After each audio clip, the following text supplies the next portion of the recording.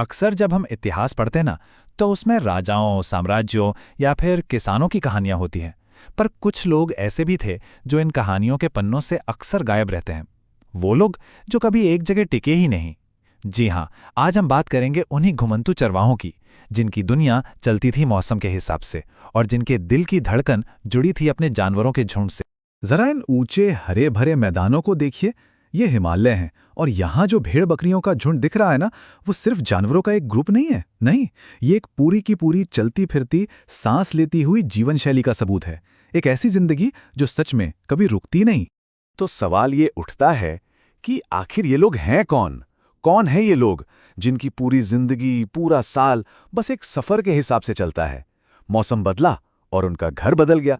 देखिए, इतिहास की किताबों में अक्सर जिक्र होता है उन लोगों का जो जमीन से जुड़े थे, किसान या फिर शहरों में बसे मजदूर।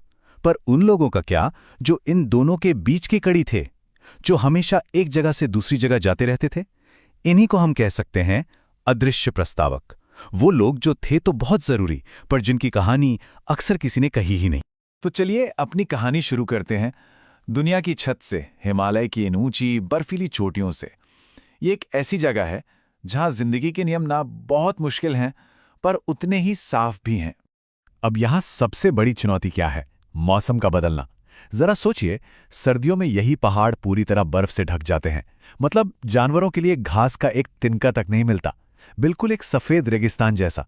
और फिर जैसे ही गर्मियां आती हैं, ये जगहें जिंदगी से लहलहा उठती हैं, हरी भरी हो जाती हैं। तो इस मुश्किल माहौल में रहने की कला में माहिर कौन हैं? ये हैं कुछ खास समुदाय, जैसे जम्मू और कश्मीर के गुज्जर बकरवाल, हिमाचल प्रदेश के गद्दी और भोटिया, शेरपा और किन्नौरी। ये लोग सिर्फ चरवाहे नहीं हैं, नहीं, ये इन पहाड़ों के एक्सपर्ट हैं। इन्हें पहाड़ों की नस नस का पता है। तो मौसम की इस पहेली का हल उन्होंने कैसे निकाला? बहुत ही कमाल के तरीके से। चलिए हिमाचल के गद्दी चरवाहों का उदाहरण लेते हैं। उनका पूरा साल एक फिक्स साइकिल पर चलता है। जब पहाड़ों पर बर्फ होती है तो वो शिवालिक की निचली कम ठंडी पहाड़ियों में आ जाते हैं।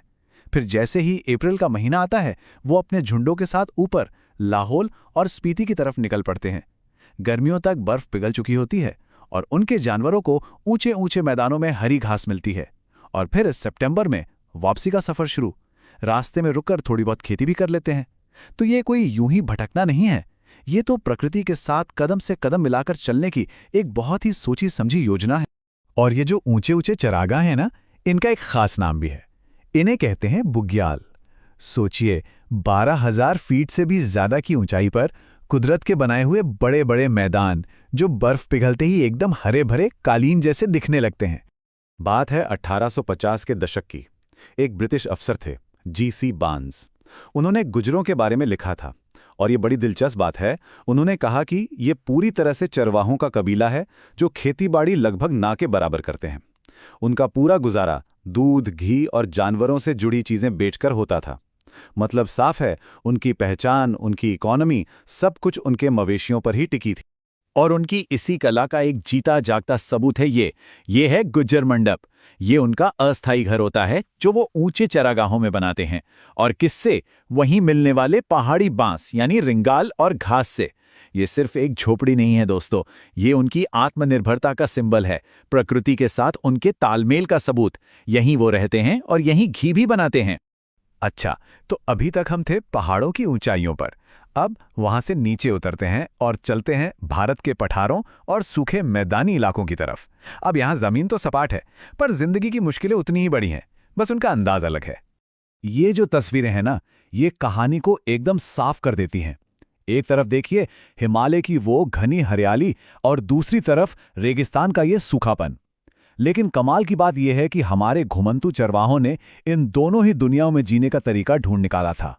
तो इन मैदानी इलाकों में सबसे बड़ी पहेली क्या थी? पानी और चारा। देखिए, मॉनसून में तो सब ठीक है, हर तरफ हरियाली हो जाती है। लेकिन उसके बाद जब महीनों तक बारिश की एक बूंद नहीं गिरती, तब क्या होता होगा? जानवर क्या खाएंगे?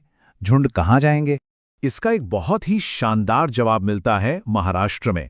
वहां धनगर चरवाहों और कोंकण के किसानों के बीच एक कमाल का रिश्ता था। होता ये था कि मॉनसून के बाद जब पठार सूखने लगते तो धनगर अपने झुंड लेकर कोंकण के इलाके में पहुंच जाते। वहां के किसान अपनी खरीफ की फसल काट चुके होते थे, तो धनगर के जानवर खेतों में बची हुई डंठल वगैरह खा लेते, और बदले में खेत को क्या मिलता? जानवरों की खाद, यानी बेहतरीन फर्टिलाइजर। और कोंकण के किसान इसके बदले में धनगरों को चावल जैसे अनाज दे देते थे जो पठार पर नहीं उगते थे। ये सिर्फ एक सौदा नहीं था, ये एक दूसरे की जरूरतों को पूरा करने वाली एक बेहतरीन साझेदारी थी। अब चलते हैं राजस्थान। यहां मिलते हैं राई का समुदाय के लोग। सोचिए, थार रेगिस्तान की वो तपती हुई रेत जहां बारिश का नामोनिशान नहीं होता, वहां ये लोग ऊंट पालते हैं। ऊंट जो इस मुश्किल माहौल का सही मायने में बादशाह है। लेकिन अक्टूबर आते आते जब रेगिस्तान के चरागाह भी सूख जाते, तो राइका भी अपने ऊंटों के साथ नए मैदानों की खोज में एक लंबे सफर पर निकल पड़ते थे। तो पहाड़ों से लेकर रेगिस्तान तक हमने जो भी देखा, उससे एक बात तो बिल्कुल साफ हो जाती है। ये जो चरवाहों की जिंदगी थी ना, ये कोई आवारागर्दी नहीं थी, ये यूं ही कहीं भी चले जाना नहीं था। नहीं, इनके हर कदम के पीछे, हर फैसले के पीछे एक बहुत गहरी समझ और एक बहुत सटीक कैलकुलेशन थी। जरा सोचकर देखिए कि एक चरवाहे को कितना कुछ सोचना पड़ता होगा।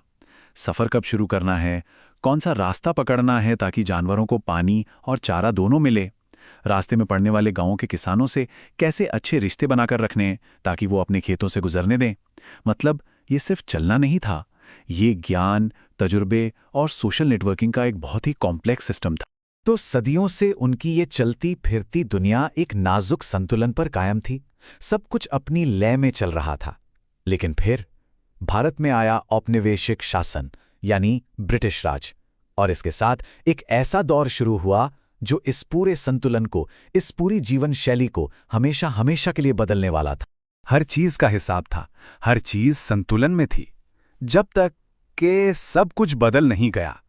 हुआ ये कि 19वीं सदी के बीच में ब्रिटिश सरकार नए फॉरेस्ट एक्ट यानी वन कानून लेकर आई।